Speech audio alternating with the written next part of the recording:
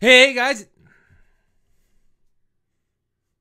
Hey guys, it's Scott Payne from PMP Exam Success Secrets with Scott. In this episode, I'm going to teach you the 3 secrets I learned the hard way that helped me ace the PMP exam without memorizing a single thing. Nothing. All right, let's do this.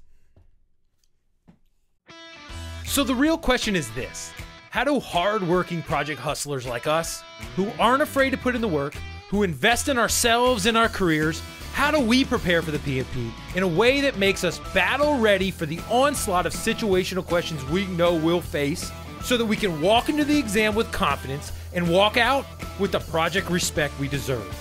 Now, I've been in your shoes and I've done it. Join me as I guide you step by step to your PMP success using the most innovative study practices and the best tools on the market. My name is Scott Payne, and welcome to PMP Exam Success Secrets.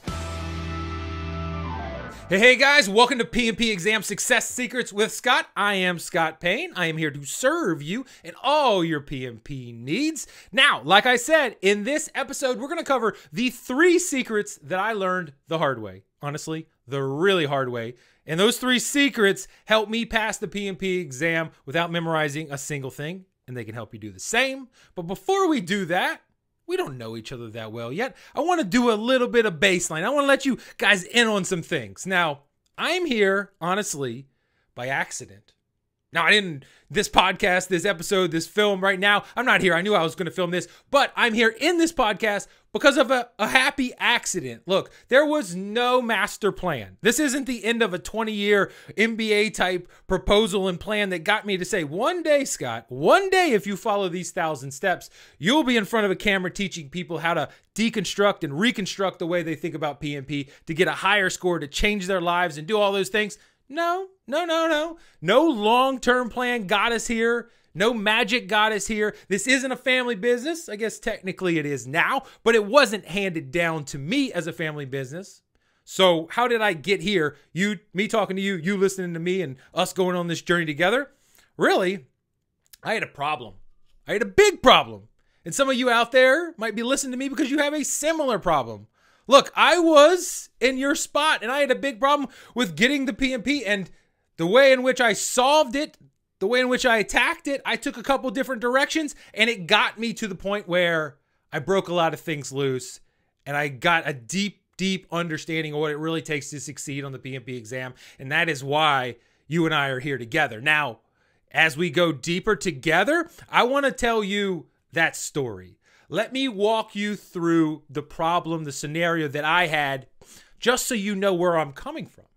It's really important. I think it helps frame up everything. So I'm a process guy. I'm a project guy, obviously, as all of us out there are.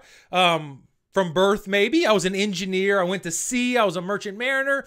Was okay. Wasn't great fixing stuff. So wanted to find ways to still work in heavy industry types, but not turning wrenches and stuff. And so I went and got a job at a giant shipyard. It was awesome. Such a great place. And got involved in projects. And the cool thing was, I realized doing everything I can in the quality world that I was good, and my skill is in being able to see problems. Sweet. And so a lot of you guys out there might have the same kind of skill set. You can see problems. And the next thing I was doing is I was saying, like, hey, could I possibly, like, I have these ideas, I have these plans, let's put them into action. And so the shipyard was awesome, gave me the opportunity to set up my own projects, run my own projects, crash and burn and learn and all these things that we need to get better in our careers. So spent a ton of time there, learned a ton, got some great examples, and then felt like I wanted to take this thing bigger. So found out there were these, traveling consultants that did project management, went out there, got a job doing that, and it was awesome. Every day was a blessing. It was awesome. I got to work on cool projects, different companies, all over the country we got to work. Got sent everywhere. That was really cool. Skills got way better. But the one thing that I didn't realize is that the companies don't come to you. You got to go to the companies, right? So every day, either Sunday night or Monday, I was flying out, going to who knows where, having fun, working long nights, Chinese food at 12:30 p.m., etc., trying to get things done. and then I'd fly home Thursday, Friday. And I did that for years. Boom, boom, boom, boom, boom. And some of you guys out there might be in the same spot. You might be on the road warrior like me, or you might be just at your company, essentially a road warrior, putting in those 12, 15-hour days all the time. So been there, guys. Been there with you. And what I realized is, hey, man, the stuff at work was going awesome, but the stuff at home, not as awesome. I wasn't supporting them the way I was supporting the people at work, right? So I had a young baby. Got 3 now. I had a young baby at the time. I had a wife and everybody's great. And I realized that, hey, man, I got to take the home stuff as serious as I got to take the regular work stuff. So let's find an opportunity to work from home, do project stuff at home, be able to go home most nights and do that stuff and still be able to sharpen the saw and get better at project management. So long, I kept looking, found a perfect opportunity in the neighborhood, in a sense, right? Applied for it. Got to the interviews, first interview, second interview, third interview. They go, I'm expecting a job and, offering. And we had a small consulting company at the time that was helping out. And so we had that thing going and we needed this job. I need to get this job to get home. And they said, one thing standing in your way, Scott. One thing standing in your way. You need to have your PMP. I know you have the experience. I know you got the knowledge. You got all this stuff. Shouldn't be that hard for you. Go get the PMP. And I said, whatever it takes, man. Whatever it takes, I'll get that PMP. So I turned around that night. I was still on the road at the time. Went on the internet, bought an e-course, bought the PMBOK, got it sent to my house so I could pick it up on the weekend, and started studying. And let me tell you, I felt right when I hit that button, I was like, I'm just one step away. All I got to do is get this PMP and my life is better, right? Then when I opened that e-course, hit the button, play, let it start kind of grinding through it. And it's a popular e-course that's out there right now, a competitor, if you will. I won't say the name. But about 9 minutes in, I knew I had a problem. I just knew I had a problem. Because, tell me if this is what it sounds like with the e-courses you've been in. Like a voiceover of PowerPoint. Death by PowerPoint, if you want to call it that. Just boring. Woo, baby, boring. Just spouting facts at me without any kind of emotion and up and down, no kind of connections, no nothing. In 9 minutes, I could see that this is what it was. And, I pulled forward and said well, maybe it gets better. Maybe the movie gets better. Nope, same thing. Check out another video. Oh, it's the same thing. And I said, well, all right, what are we going to do here? And so I struggled through it. I kept watching. I tried to do it, and when I went home that weekend, I got the PMBOK and I opened it up and I said, I might be in a lot of trouble at this point. I got boring videos. I got nothing there that's inspiring. I got just 20 hours of videos that are just not connecting at all with me. I feel like I learn less when I leave them than when I had them. Then I go to the PMBOK, and Lordy, I love the PMBOK now. I love it. PMI is the greatest. I love the PMBOK, but for the uninitiated, and as you roll into studying for the PMP, it can be extremely intimidating and extremely overwhelming. It's long. It's dense. It repeats itself. It's got encyclopedic knowledge. But at that point, I didn't need that. I needed someone to make connections for me and someone to help me pave the path to get there. And I looked online, and there was obviously messages everywhere with all these podcasts blogs and stuff. And it just seemed to be information everywhere without any clear plan. And I was lost, guys, lost. Every minute I had outside of work, I was studying for a couple weeks, right? Lunch, try to study, try to look at the PMBOK, try to look at the phone, with the videos. After work, grind till I fell asleep. And a lot of nights, it would drive me asleep. I don't know if you had that problem with the PMBOK kind of driving you to sleep. And then, after a couple weeks, and I only had about a little bit less than 90 days to get this PMP, or the people from the job were going to cut me off. They said, sorry, guys. Sorry, Scott, I can't do it anymore. So I had a deadline. I had a hard deadline. And that deadline was starting to weigh on me. And I could literally feel it. It sounds metaphorical or like I'm being too dramatic, but I could feel it on my chest. It was making it harder for me to study, harder for me to learn, and the material wasn't helping at all. And I felt alone. I felt I started to think, that I'm not going to pass. What are people going to say? What am I going to do? I'm going to be stuck on the road. I'm not going to be all these things. It was just bad. And, at some point, I just gave up. And my wife said hey, it's going to be okay. Like, you break things for a living, processes, not other things. You break process for a living. Why don't you just do what you do and break this process and see if that'll help? And I said, all right, let's try that. Like, it's a jump, it's a gamble, but let's try it. And so I did. Sorry, getting a little weird about it. But I did. I went and I looked at it and I said, okay, I got this PMBOK. Everything's in here, probably. What kind of questions am I going to face on the PMP exam? So I did it just like a consulting project or just like a project and said, what am I trying to solve for here? They said it's situational questions. I knew that. All right, cool. So what do I need for that? I need to look at things differently. I don't need the facts crammed in my head. And what I realized is I was trying to figure it out. One night I woke up a couple nights in from there and it hit me and it said, you don't need to memorize anything. Boom, Scott, give up on memorization. That was number one. That was the secret number one that just came to me in the middle of the night. I remember I was in Atlanta. Boom, it woke me up and that's it, okay? One, you don't need to memorize because memorization is hurting your scores more than it's helping you. And I said, okay, cool. Number two is what really matters is connections for situational questions. So the way to get situational knowledge to answer these questions, all these situational questions and interpretational questions on the exam, is not through overwhelming with knowledge and facts. It is to get those connections between things. So one, give up on memorization. It's not helping you. Two, find a way to get connections. That is the gold. Number three, and this is the most important, it's that studying in the flow of a real project is what will give you the understanding of the connections. So understanding that helps you understand how things link together, the why behind everything, what physically flows, and what the relationships are. And so I knew exactly at that point what I had to do, okay? And so what I did was I grabbed my PMBOK, and I have it. Where is it? It is, I don't have it with me. Where is it?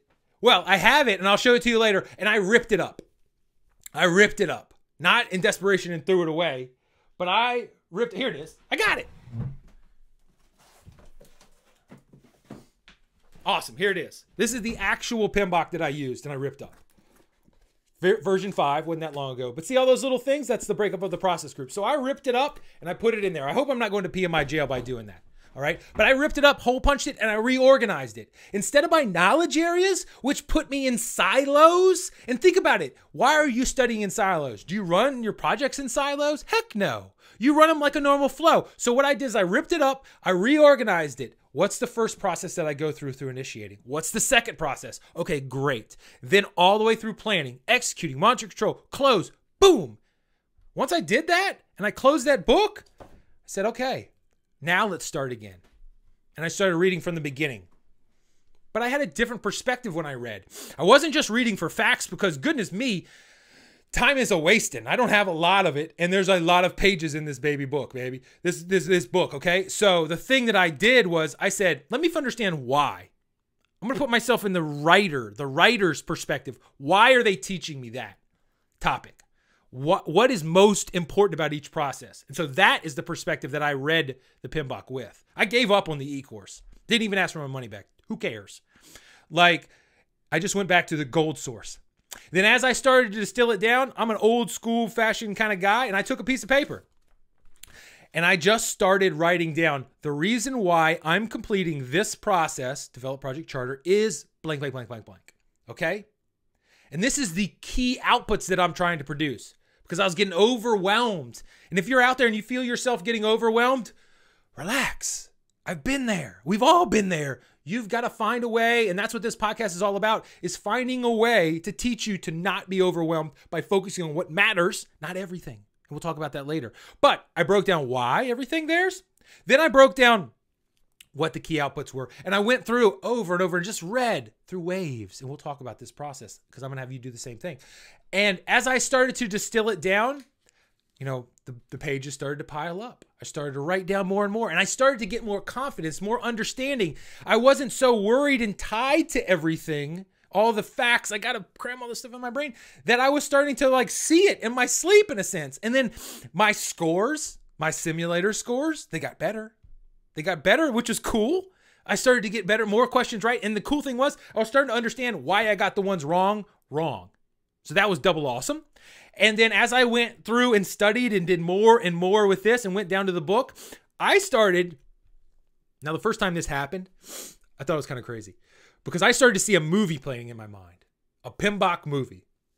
Now, I know some of you guys out there are studying so hard that you're seeing this stuff in your sleep. Tell me if you've ever seen a PMBOK movie play in your sleep. So I was seeing a movie of a person that I worked with, you know, a great project manager that I worked with, guy named John, real guy out there, guys, doing these PMBOK processes. And it started even pre-charter all the way to close. And as I was reading, I was seeing, oh, John would do this. He got thrown a crazy project. He's a little over his head. He makes some mistakes. And I started writing that down in the margins. All right. And so you'll see all these little things on the side, all these little dibs are the things where I put, and anybody's listening to this, just I'm holding up a notebook and it has all these little things off of it. Those are the little stories that I wrote. Those are the case stories. And that's the way when I started to do that, I started to realize I'm writing my own situational questions. I'm putting myself at, you know, against the exam. I'm trying to figure out what are the different things that can go right or wrong. I'm situationally looking at everything. And that's when I knew I got this thing, guys. I got this thing because time was, remember, I only had less than 90 or 60 days. It kept down. And I started writing those case stories. I wrote every single one of them, short one pager, and they all linked one-to-one. That's the beautiful part.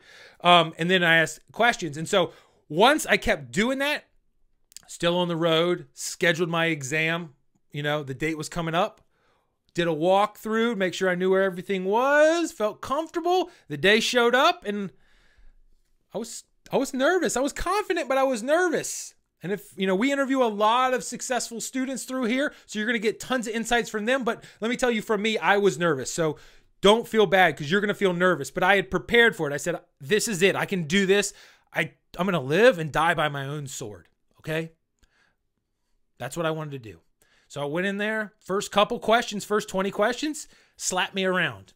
Nerves, worry, just trying to get a feeling, taking it on the computer, having to be quiet, having somebody next to me, tap, tap, tap, just weirdness. But once I got into it, I started to see the questions. My method was working. I felt it was working, and I kept going and going, and I felt like I was getting questions right. Some of them I'd flag, but I felt like I had a good pace going. But at the end, 3 hours, 56 minutes in. Some people tell you they finished in 2 hours. I'm not ashamed to say 3 hours and 56 minutes of the 4 hours. All I had left was to hit that button. So, click. Hit the button. Boom. Above target. Like, way above target. And I'll show you the score. Cool. So, it was awesome. Like, that moment, like, I mean, it felt good. And that's the feeling I want for you.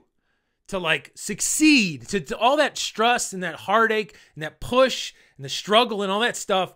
To hit that button, see that thing pop up. Above target or target. We want everybody above target. And that's my goal for the company. Everybody above target. We want that for you. And we're going to get it for you.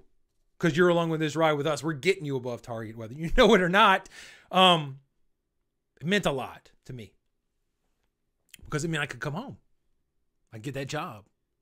Continue to invest in my career. Invest in my family. It was a big deal. And it is a big deal. And so that is what I'm trying to give to you guys. So that's awesome.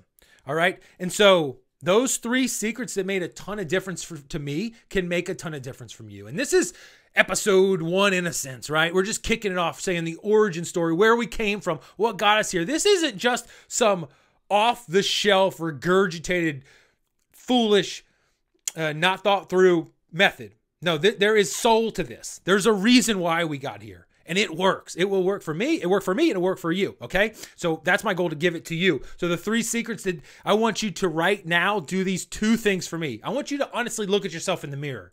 Heck, go to the mirror if you want to, or metaphorically do it. And ask yourself, how am I taking on my study? Am I taking it on like it's just a check in the box?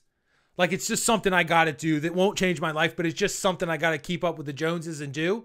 And am I taking it just that I'm just going to regurgitate facts and put it out there? Or am I going to take a different perspective? And if you are going to take this different perspective, you're one of my people.